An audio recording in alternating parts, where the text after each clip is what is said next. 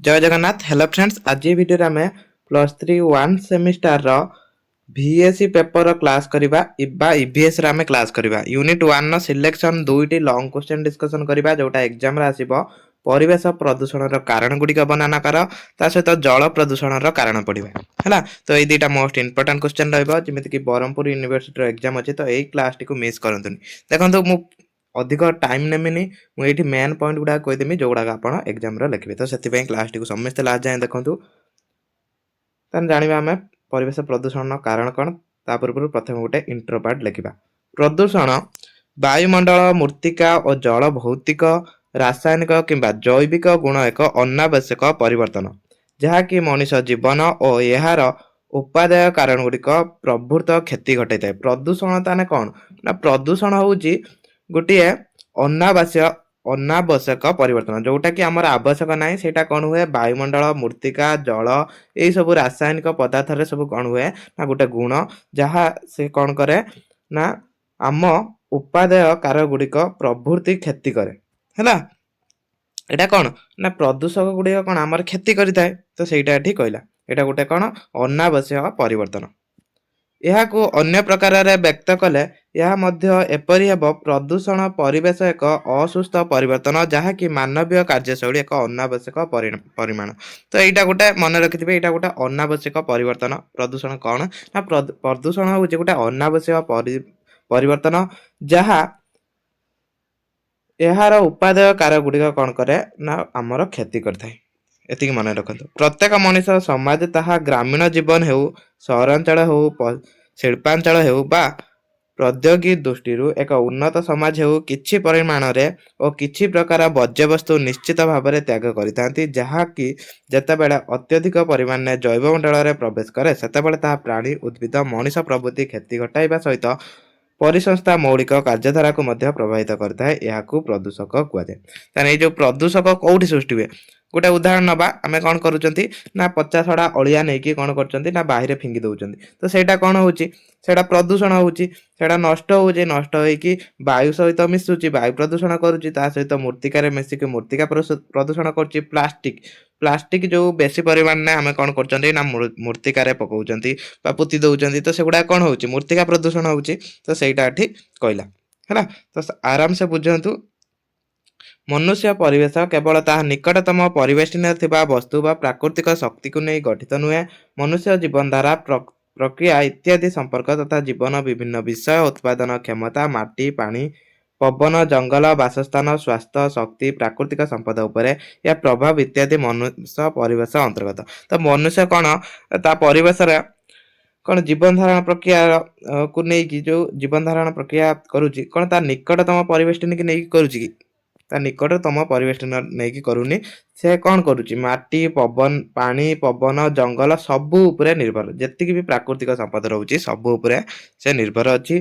तो सैया को लेकिन परिवेश गठित तेणु आम परिवेश जहाँ आम चतुर्पार्श्व जल स्थल वायु को नहीं गठित ताने परिवेश कहना आम कौन बुझे आम चतुर्पार्श्व आम जहाँ देखुं जल स्थल वायु को लेकिन जहाँ गठित सहीटा को आम परिवेश कहते सेगुड़िक निम्नलिखित कारण मान जो प्रदूषित हुए। देखो खाली कौ कारण जो प्रदूषण हुए मुझे कहीदेवी। तो यहाँ जन विस्फोरण तो यहाँ आप एक्सप्लेन करेंगे यहाँ पॉइंट देले प्रथम एतिक इंट्रो पार्ट लिखे पॉइंट देले जन विस्फोरण तो जनसंख्या वृद्धि होगी जहाद्वारा आमर बोध्य एटा गोटे कारण ना। तो से शिल्पर प्रसार जंगल क्षय कलकारखाना प्रसार होची जंगल क्षय होची जहाद्वारा कौन होची आमर जो वायुमंडल दूषित होची जंगल क्षय तापर शिल्प प्रसार होची शिल्प है कौन शिल्पर धुआं निर्गत होची तो जो शिल्पर जो धुआं गुड़िक निर्गत होची सेटा वायुमंडल मिशुची वायु प्रदूषण करची शिल्परू असना पानी बाहर से असना पानी कौन जाकि नदी सहित मिसे सेठी जल प्रदूषण हुए से भाया कलकारखाना प्रसार होता सेम कथा शिल्प प्रसार कलकारखाना प्रसार तापर परमाणु विस्फोरण परमाणु शक्ति कौन होची ना एबे सब नूतन परमाणु शक्ति परीक्षण करा जाउची जहाद्वारा कौन होची वायुमंडल प्रदूषण होची सेटा मध्य कौन तो कौन समुद्र परीक्षण करा जाउची तो सेठी जतरा पड़ुची बमटा सेठी कौन होची जल भी प्रदूषण होची विभिन्न जीव माने भी क्षति पहुंचुची जीव मानकर। तापर परिवहन एबे तो परिवहनटा अधिक मात्रा होची तो परिवहन होची कौन पेट्रोल द्वारा जो गाड़ी गुड़ा चलुची धुआं निर्गत होची से परिवहन पाई ଯେହେତୁ ଧୂଆଁ ନିର୍ଗତ ହଉଛି ସେଟା ଧୂଆଁ ଯାଇକି ବାୟୁମଣ୍ଡଳ ମିଶୁଛି ତ ବାୟୁକୁ ବି କଣ କରୁଛି ନା ବାୟୁକୁ ପ୍ରଦୂଷଣ କରୁଛି। ତାପରେ ଏ ଅଜ୍ଞତାଟା ଛାଡନ୍ତୁ, ଅନ୍ୟାନ୍ୟ ବି ଆହୁରି କେତେ ପ୍ରଦୂଷକ ଅଛି ଏଠି ଦେଖନ୍ତୁ। ଉପରୋକ୍ତ ପ୍ରଦୂଷକ ଗୁଡିକ ମୂର୍ତ୍ତିକା, ଜଳ, ବାୟୁ, ଶବ୍ଦ ପ୍ରଦୂଷଣ କ୍ଷେତ୍ରରେ ଦିଆଯାଇଥାଏ। ଏହା ସମ୍ପର୍କରେ ନିମ୍ନରେ ଆଲୋଚନା କରାଗଲା। ହେଲା, ଏଇସବୁ କଣ, ଯେତିକି ବି ଏଇ ପ୍ରଦୂଷକ ରହିଲା ଏସବୁ କଣ କରିଥାଏ ନା କେବଳ ଗୋଟିଏ କୌଣସି ବାୟୁକୁ ଜଳକୁ ନୁହେଁ, ମୂର୍ତ୍ତିକା, ଜଳ, ବାୟୁ, ଶବ୍ଦ ପ୍ରଦୂଷଣ ସବୁ କରିଥାଏ। ପରମାଣୁ ଶବ୍ଦ ହୁଏ ତ ସେଟା ବି ଶବ୍ଦ ପ୍ରଦୂଷଣ କରେ। ତାପରେ ମୂର୍ତ୍ତିକା ପ୍ରଦୂଷଣ, ଏଇଠି ତାକୁ ଭାଗ କରାଗଲା। ହେଲା, ଏଠି ଭାଗ କରାଗଲା ତ କିଛି ୟାକୁ ଲେଖିବା ଦରକାର ନାହିଁ, ଏତିକି ପଏଣ୍ଟ କରିବେ ଆଉ ଯେମିତି ମୁଁ ବୁଝେଇନି ସେଇଭଳିଆ ଖାତାରେ ଲେଖିବେ। ତାପରେ ଏଇଠି ଆମେ ପଢିବା ଜଳ ପ୍ରଦୂଷଣର ଅର୍ଥ କଣ, ଜଳ ପ୍ରଦୂଷଣ ହେବାର ବିଭିନ୍ନ କାରଣ ଉଲ୍ଲେଖ କର। ତ ଏଇଟା ମୋଷ୍ଟ ଇମ୍ପୋର୍ଟାଣ୍ଟ ରହିବ, ଜଳ ପ୍ରଦୂଷଣର କାରଣ। ତ କେହି କ୍ଲାସଟିକୁ ମିସ୍ କରନ୍ତୁନି। ହେଲା, ଦେଖନ୍ତୁ ମୁଁ ସର୍ଟର ପରିବେଶ ପ୍ରଦୂଷଣ କାହିଁକି ଛାଡ଼ିନି, ବ୍ରହ୍ମପୁର ୟୁନିଭର୍ସିଟିର ଏକ୍ଜାମ ଅଛି ବୋଲି। ହେଲା, ତ ଯେତିକି କୁହାଗଲା ସାରାଂଶ ସେତିକି ଲେଖିବେ। ଜଳ ପ୍ରଦୂଷଣର ଅର୍ଥ କଣ ବୁଝିବା। ଜଳ ଜୀବନ ଧାରଣ ଏକ ମାଧ୍ୟମ। ପ୍ରତ୍ୟେକ ସଜୀବ ଦେହରେ ପ୍ରାୟତଃ 85-90% ଜଳ ରହିଛି। ହେଲା, ଆମ ଦେହର କେତେ 85-90% ଜଳ ରହିଛି। ସେଥିପାଇଁ କଣ ଡକ୍ଟର ମାନେ କହନ୍ତି ସବୁବେଳେ ଜଳ ଅଧିକ ପିଇବା ପାଇଁ ବା ପାଣି ଅଧିକ ପିଇବା ପାଇଁ। ଆମେ ଆମ ଦୈନନ୍ଦିନ ଜୀବନ ଯାପନ ପାଣିକୁ ବିଭିନ୍ନ ଭାବରେ ବ୍ୟବହାର କରିଥାଉ, ଯଥା ଖାଦ୍ୟ ରନ୍ଧନ, ପରିଷ୍କାର ପରିଚ୍ଛନ୍ନତା ଏବଂ ପାନୀୟ ଜଳ ଭାବରେ ଆମେ ଏହାକୁ ବ୍ୟବହାର କରୁ। ଆମେ ସବୁବେଳେ କଣ ଜଳକୁ ବ୍ୟବହାର କରିଥାନ୍ତି, ଖାଦ୍ୟ ରାନ୍ଧୁଛନ୍ତି ଧର ଖାଦ୍ୟ ରାନ୍ଧିଲା ବେଳେ ବି ଜଳ ବ୍ୟବହାର କରନ୍ତେ, ପରିଷ୍କାର ପରିଚ୍ଛନ୍ନତା ଧର ଗାଧେଇବା କି ଘରଟି ସଫା କରିବା ସେଠି ବି ଜଳ ଆବଶ୍ୟକ। ପାନୀୟ ଜଳ ଭାବରେ ଆମେ ଏହାକୁ ବ୍ୟବହାର କରନ୍ତି, ଆମେ ପିଅନ୍ତି, ଜଳ ହିଁ ଜୀବନ ସେଇଥିପାଇଁ କୁହା ହୁଏ। ଏହା ବ୍ୟତୀତ କଳକାରଖାନା, କୃଷି କ୍ଷେତ୍ର ଏହାକୁ ବ୍ୟବହାର କରାଯାଏ। ଅନ୍ୟ କ୍ଷେତ୍ରରେ ମଧ୍ୟ ଆହୁରି ଅନେକ କ୍ଷେତ୍ରରେ ଜଳ ସବୁ କ୍ଷେତ୍ରରେ ବ୍ୟବହାର ହୁଏ। ହେଲା, ଯେତେବେଳେ ଜୈବ ଓ ଅଜୈବ ପଦାର୍ଥ ଗୁଡିକ ମାନବ ବିଭିନ୍ନ କାର୍ଯ୍ୟଶୈଳୀ ଦ୍ୱାରା ପରିଷ୍କାର ଜଳରେ ମିଶେ ସେତେବେଳେ ଜଳ ପ୍ରଦୂଷଣ ହୁଏ। ଏଇଠି ଦେଖନ୍ତୁ ଜଳ ପ୍ରଦୂଷଣ କେତେବେଳେ ହୁଏ ନା ଯେତେବେଳେ ଜୈବ ଓ ଅଜୈବ ପଦାର୍ଥ ଗୁଡିକ ମାନବ ବିଭିନ୍ନ କାର୍ଯ୍ୟଶୈଳୀ ଦ୍ୱାରା ପରିଷ୍କାର ଜଳରେ, ହେଲା ପରିଷ୍କାର ମାନେ କଣ, ଶୁଦ୍ଧ ଜଳ ବା ଭଲ ଜଳରେ ଯେତେବେଳେ ମିଶେ ସେଇଟାକୁ ଆମେ ଜଳ ପ୍ରଦୂଷଣ କହିଥାନ୍ତି ବା ଜଳ ପ୍ରଦୂଷଣ ହୁଏ। ଏହି ପ୍ରଦୂଷଣ ଜଳ ମାନବ ସ୍ୱାସ୍ଥ୍ୟ ଓ ଜୀବନ ପାଇଁ ହାନିକାରକ ଅଟେ। ଯେହେତୁ ଜଳ ପ୍ରଦୂଷଣ ହବ ତାକୁ ଯଦି କେହି ପାନ କରୁଛନ୍ତି ତ ତାଙ୍କର ସ୍ୱାସ୍ଥ୍ୟ ହାନି ହବ, ତ ସେଇଟା ସେ କ୍ଷତିକାରକ ଅଟେ। ଖାଦ୍ୟ ବିନା ମଣିଷ 25 ଦିନ ପର୍ଯ୍ୟନ୍ତ ବଞ୍ଚି ରହିପାରେ, ମାତ୍ର ଗୋଟିଏ ଦିନ ଜଳ ବିନା ତାହା ବଞ୍ଚି ରହିପାରିବା କଷ୍ଟକର ଅଟେ। ଦେଖନ୍ତୁ ଜଳ ହିଁ ଜୀବନ, ସେଇଥିପାଇଁ ହିଁ କୁହାଯାଏ। ଯଦି ଖାଦ୍ୟ ଖାଉନାହାନ୍ତି ଆପଣ କେବଳ ପାଣି ପିଉଛନ୍ତି ତ ପାଣି ପିଇକି 25 ଦିନ ପ୍ରାୟତଃ ବଞ୍ଚି ପାରିବେ। କିନ୍ତୁ ଯଦି ଗୋଟିଏ ଦିନ ଆପଣ ଖାଦ୍ୟ ଖାଉଛନ୍ତି କିନ୍ତୁ ପାଣି ପିଉନାହାନ୍ତି ତ ଆପଣ ଗୋଟେ ଦିନ ବି ବଞ୍ଚି ପାରିବେନି। ତ ଏଠି ସେଇ କଥା କହିଲା। ଜଳ ହେଉଛି ଏକ ପ୍ରାକୃତିକ ସମ୍ପଦ ହିସାବରୁ ଜଣାପଡ଼େ ଯେ ପୃଥିବୀ ପୃଷ୍ଠର 80% ଜଳ ଦ୍ୱାରା ପୂର୍ଣ୍ଣ ଏବଂ ମଣିଷ ଶରୀର ଓଜନ ଏହା 60% ଜଣେ ମଣିଷ ଦୈନିକ 2 ଲିଟର ପାଣି ପିଇଥାଏ। ହେଲା, 2 ଲିଟରରୁ ବି ଅଧିକ ପିଅନ୍ତି ମଣିଷ ପାଣି। ପୃଥିବୀ ଏଠି କହିଲା ହାରାହାରି 2 ଲିଟର। ପୃଥିବୀ ପୃଷ୍ଠରେ 80% ଯଦିଓ ଜଳପୂର୍ଣ୍ଣ ତଥାପି ଏହା ଜଳ ଏକ କ୍ଷୁଦ୍ର ଅଂଶ, ମାତ୍ର 1% ପୃଥିବୀର ଜୀବଜଗତ ବ୍ୟବହାର ଆସିଥାଏ। ମାନେ ଜୀବଜଗତ ମାନେ କଣ, ଯୋଉଟା ମାନେ ଭୂତଳ ଜଳ ଅଛି ସେଟା 1% ଅଛି, ମାନେ ଆମ ବ୍ୟବହାର ଉପଯୋଗୀ ଜଳ। ବିଭିନ୍ନ ପ୍ରକାର ମନୁଷ୍ୟ ଏହି ସ୍ୱଳ୍ପ ପରିମାଣ ଜଳକୁ ଦୂଷିତ କରିବା ଦ୍ୱାରା ଏହା ଜୀବନ ପ୍ରତି ବିପଦ ସୃଷ୍ଟି କରେ। ତ ସେଇଟା ଆମେ ଜାଣିବା ଜଳ ପ୍ରଦୂଷକ ମାନେ କଣ, ମାନେ ତାର କାରଣ ଗୁଡ଼ିକ କଣ। ତ ଏଇ ସବୁ କାରଣ ନେଇକି ଜଳ ପ୍ରଦୂଷଣ ହଉଛି। ଅନେକ ଗୁଡ଼ିଏ କାରଣ ଅଛି, ଏଠି ଯାହା ଦେଇଛି ଏଠି ଲେଖ, ସେଇଆ ମୁଁ କହୁନି, ଅନେକ ଗୁଡ଼ିଏ କାରଣ ଅଛି ଲେଖିପାରିବେ। ପ୍ରଥମେ ଜାଣିବା କଣ ଘରୋଇ ବ୍ୟବହୃତ ଜଳ।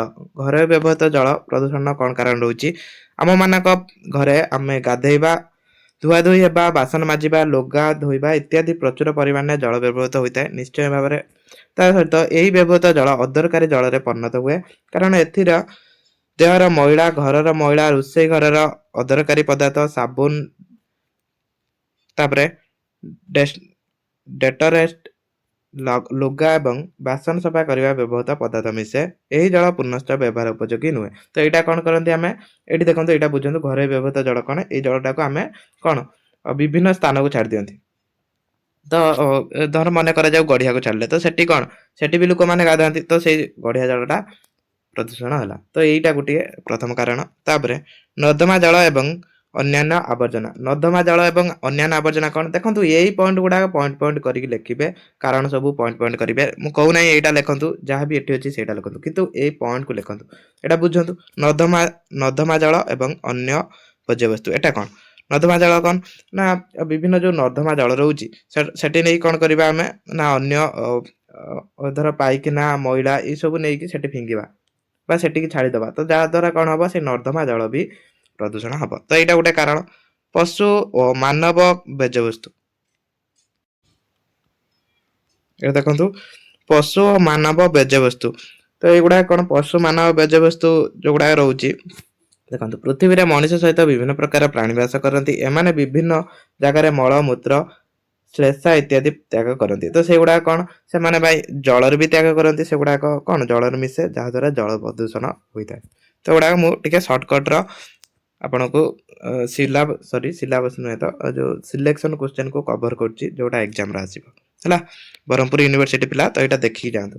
ସାର କୀଟନାଶକ ଇତ୍ୟାଦି, ଆମେ ସାର ଆଉ କୀଟନାଶକ ପକାଉଛନ୍ତି, ଯାହାଦ୍ୱାରା କ'ଣ ହଉଛି, ସାର କୀଟନାଶକ ଆମର ସିନା ଶସ୍ୟକୁ ଉତ୍ପାଦନ ବୃଦ୍ଧି କରିଦଉଛି, କିନ୍ତୁ ସେଇଠି କ'ଣ ହଉଛି, ସେଇଠି ଜଳର ଯୋଉ ମିଶୁଛି, ଜଳ ସେଇଠି ପ୍ରଦୂଷଣ ହଉଛି। ଜଳର ଯୋଉମାନେ ରହୁଛନ୍ତି ଜୀବ, ସେମାନଙ୍କର ମୃତ୍ୟୁ ଘଟୁଛି। ତା ସହିତ ସେ ଜଳକୁ ଆମେ ବ୍ୟବହାର କଲେ ଆମେ ମଧ୍ୟ ମୃତ୍ୟୁ ମୁଖରେ ପଡିପାରିବା। ତ ଏଇଟା ବି ଗୋଟେ କାରଣ। କଳକାରଖାନାରୁ ବାହାରୁଥିବା ଅଦରକାରୀ ଜଳ, ତ କଳକାରଖାନାରୁ ଯୋଉ ଅଦରକାରୀ ଜଳ ବାହାରୁଛି ସିଏ ଯାଇ କ'ଣ ବିଭିନ୍ନ ନଦୀ ହ୍ରଦରେ ମିଶୁଛି। ତ ତା ଦ୍ୱାରା କ'ଣ ହଉଛି, ନଦୀ ଜଳ ପ୍ରଦୂଷଣ ହଉଛି। ଆଉ ସେ ଜଳକୁ ଯୋଉମାନେ ବ୍ୟବହାର କରୁଛନ୍ତି ସେମାନେ କ୍ଷତିଗ୍ରସ୍ତ ହଉଛନ୍ତି। ଏଇଟା ମଧ୍ୟ ଗୋଟେ କାରଣ। ତାପରେ ତୈଳ ପ୍ରଦୂଷଣ, ବଡ଼ ବଡ଼ ତୈଳବାହୀ ଜାହାଜ ସମୁଦ୍ରରେ ଦୁର୍ଘଟଣା ସମ୍ମୁଖୀନ ହେଲେ ସମୁଦ୍ର ଜଳରେ ତୈଳ ମିଶିଯାଏ। ତ ତାହା ଦ୍ୱାରା କ'ଣ ହୁଏ ନା, ଯେହେତୁ ତୈଳ ମିଶିଗଲା ସମୁଦ୍ର ଜଳରେ, ତ ସେଇଠି ସମୁଦ୍ର ଜଳ ବି ପ୍ରଦୂଷଣ ହେଲା। ତ ଏଇଟା ମଧ୍ୟ ଗୋଟେ କାରଣ। ତାପରେ ଅମ୍ଳ ବର୍ଷା ବି ଗୋଟେ କାରଣ। ସାଧାରଣତଃ କଳକାରଖାନା ଓ ଯାନବାହନରୁ ନିର୍ଗତ ଦୂଷିତ ଗ୍ୟାସରେ ସଲଫର ଡାଇଅକ୍ସାଇଡ୍ ଭଳି ବିଷାକ୍ତ ଗ୍ୟାସ ରହିଥାଏ। ଏହି ଗ୍ୟାସ ବାୟୁମଣ୍ଡଳରେ ଜଳକଣା ସହିତ ମିଶି ସଲଫ୍ୟୁରିକ ଏସିଡରେ ପରିଣତ ହୁଏ ଏବଂ ବର୍ଷା ଜଳ ସହିତ ମିଶି ଏହା ଭୂପୃଷ୍ଠକୁ ଆସେ ଓ ଜଳକୁ ପ୍ରଦୂଷଣ କରେ ହେଲା। ତ ଏଇ ସବୁ କାରଣ ସବୁ କ'ଣ ରହୁଛି, ଏଗୁଡା ପଢି ଦିଅନ୍ତୁ। ଧାତବ ପ୍ରଦୂଷକ, ଖଣିରୁ ବାହାରୁଥିବା ଅପଦ୍ରବ୍ୟ, ମୃତ୍ତିକା କ୍ଷୟ, ଜଳ ପ୍ରଦୂଷଣ, ତାପଜ ପ୍ରଦୂଷକ, ତାପରେ ତେଜସ୍କ୍ରିୟ ପ୍ରଦୂଷକ। ତ ଏଇମାନେ ସବୁ କ'ଣ କରନ୍ତି, ଜଳକୁ ପ୍ରଦୂଷଣ କରିଥାନ୍ତି। ତାପରେ ଜଳ ପ୍ରଦୂଷଣ କ'ଣ, ଏହା କିପରି ନିୟନ୍ତ୍ରଣ କରାଯାଇ ପାରିବ, ଏଇଟା ବି ଟିକେ ପଢି ନିଅନ୍ତୁ ହେଲା। କିପରି ନିୟନ୍ତ୍ରଣ କରାଯିବ ଏଇଟା ଟିକେ ପଢି ଦିଅନ୍ତୁ। ଏଇଟା ପଢି ଦିଅନ୍ତୁ। ତ କ୍ଲାସଟିକୁ ମୁଁ ଏଇଠି ରଖୁଛି। ଜୟ ଜଗନ୍ନାଥ। ନେକ୍ସଟ ଆଉ ଗୋଟେ ଲଙ୍ଗ କ୍ୱେଶ୍ଚନ, ଆଉ ଦୁଇଟି ଲଙ୍ଗ କ୍ୱେଶ୍ଚନ ଦବା। ତ ସେଥିପାଇଁ ସମସ୍ତେ ୱେଟ୍ କରନ୍ତୁ, ଆକ୍ଟିଭ ରୁହନ୍ତୁ। ଏକ୍ଜାମ ପୂର୍ବରୁ ମୁଁ ସେ କ୍ୱେଶ୍ଚନ ଅପଲୋଡ କରିଦେବି। ତ କ୍ଲାସଟିକୁ ଏଇଠି ରଖିଦେଉଛି। ଜୟ ଜଗନ୍ନାଥ।